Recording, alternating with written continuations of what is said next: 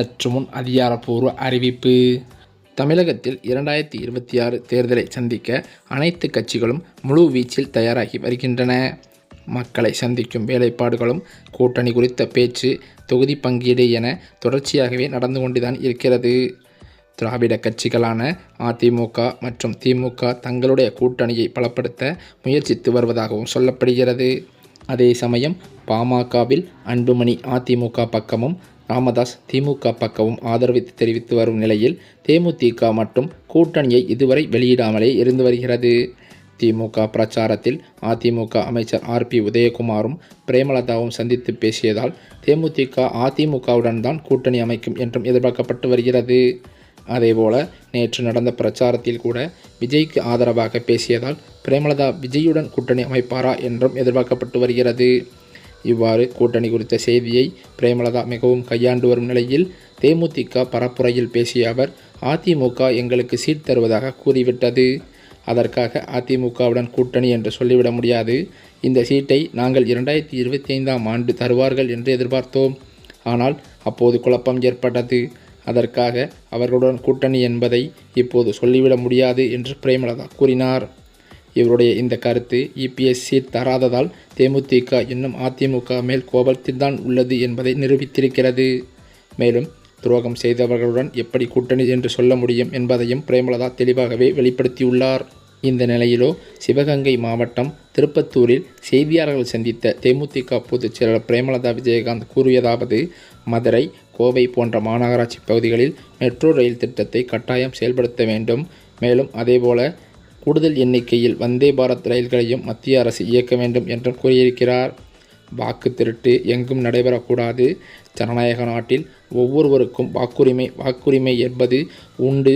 யாருடைய வாக்குரிமையையும் யாரும் மறுக்க முடியாது என்றும் கூறினார். ஆரம்ப கட்டத்தில் பணியை முறைப்படுத்தாததால் வாக்காளர் பட்டியல் சிறப்பு தீவிர திருத்த பணியில் ஈடுபட்டோருக்கு பணிச்சுமை இருப்பதாக புகார் எழுந்தது.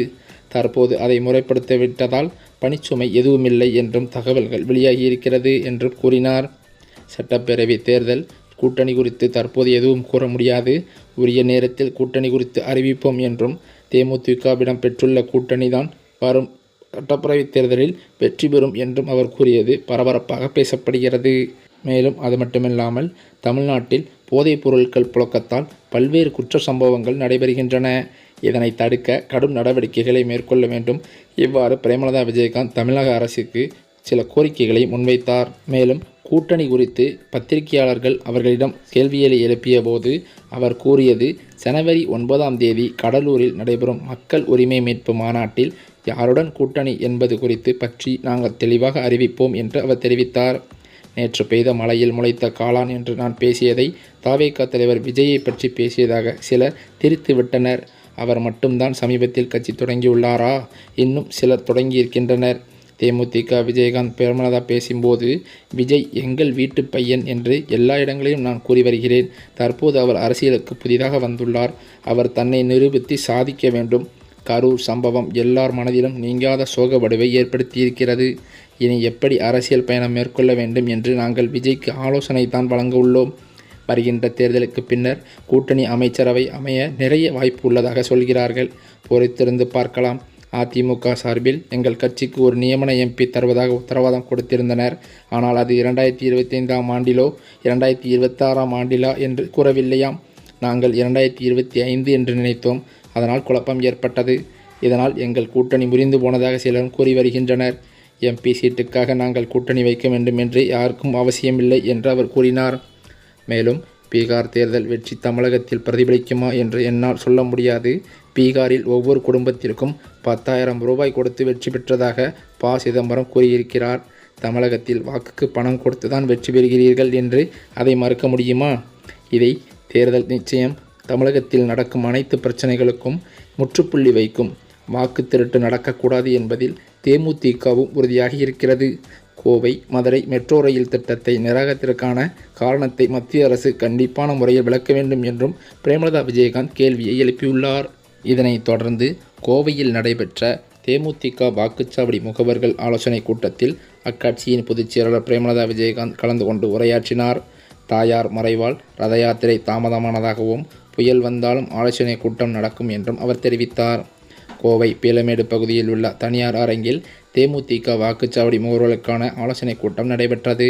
இந்த கூட்டத்தில் அக்கட்சியின் பொதுச் செயலாளர் பிரேமலதா விஜயகாந்த் கலந்து கொண்டு தொண்டர்களுக்கு உத்வேகம் அளிக்கும் வகையில் உரையாற்றினார். இந்த கூட்டம் மிகவும் முக்கியமானது என்றும் அனைத்து தொகுதிகளிலும் உள்ளம் தேடி இல்லம் நாடி ரத யாத்திரை நடைபெற்று வருவதாகவும் அவர் தெரிவித்தார்.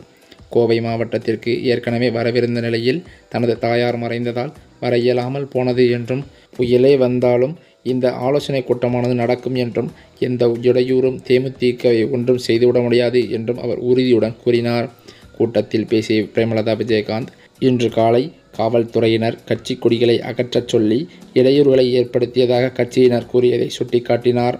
தான் செல்லும் இடமெல்லாம் தேமுதிகவிற்கு மக்களும் காவல்துறையினரும் பக்கபலமாக இருப்பதாகவும், ஆனால் கோவையில் மட்டும் ஏன் இப்படி உள்ளது என்றும் அவர் கேள்வியை எழுப்பினார்.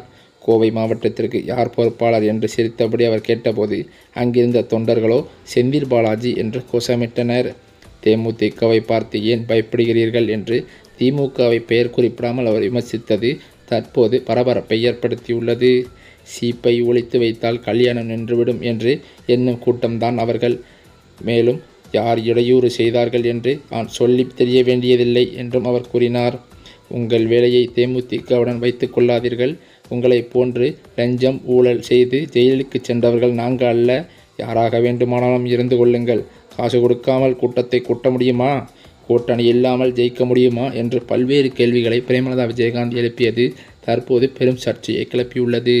மேலும் அது மட்டுமில்லாமல் பல்வேறு காலங்களாக தேமுதிக எந்த கூட்டணியில் இருக்கும் என்று பல்வேறு அரசியல் பிரமுகரும் கேள்விகளை எழுப்பி வரும் நிலையில் தற்போது அதற்கு விடை தரும் அளவில் தேமுதிக பொதுச் செயலாளரான பிரேமலதா விஜயகாந்த் ஒரு கூட்டத்தில் அறிவிப்பு ஒன்றை வெளியிட்டுள்ளதாக தகவல்கள் வெளிவந்துள்ளது. அந்த தகவல் படி பார்த்தால் தேமுதிகவானது திமுகவுடன் கூட்டணியை அமைக்கும் என்று பல்வேறு தகவல்கள் வெளிவந்து கொண்டிருக்கிறது.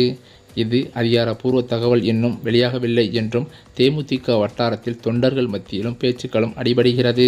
அது மட்டுமில்லாமல் இன்னும் ஒரு வார காலத்தில் திமுக தலைவர் ஸ்டாலின் அவர்களை நேரில் சந்தித்து தேமுதிக பொதுச் செயலரான பிரேமலதா விஜயகாந்த் கூட்டணி குறித்து பேச்சுவார்த்தை நடத்தியிருப்பதாக அமைச்சர்களிடம் தகவல்கள் வெளியாகியுள்ளது. பேசியிருப்பதாகவும் எந்தெந்த தொகுதிகளில் தேமுதிக போட்டியிடப் போகிறது என்ற பேச்சுவார்த்தையும் ஸ்டாலினுடன் அதே சமயம் நடத்தி வருவதாகவும் தகவல்கள் வெளிவந்துள்ளது.